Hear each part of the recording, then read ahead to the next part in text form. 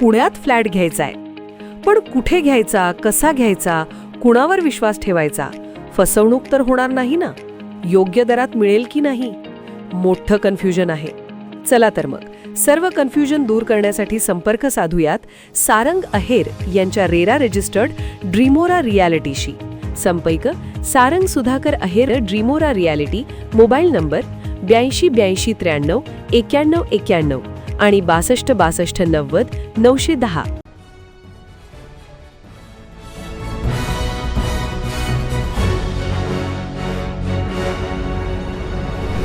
आपण पाहत आहात BCCN न्यूज. समृद्धी महामार्गावर खासगी ट्रॅव्हल्सला भीषण आग. 35 प्रवासी थोडक्यात बचावले.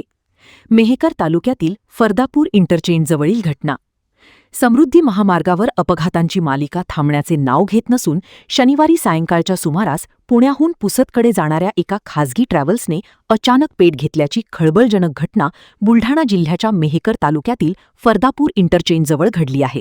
सुदैवाने या आगीतून ट्रॅव्हल्समधील 35 प्रवासी थोडक्यात बचावले असून एका प्रवाशाला किरकोळ दुखापत झाली आहे.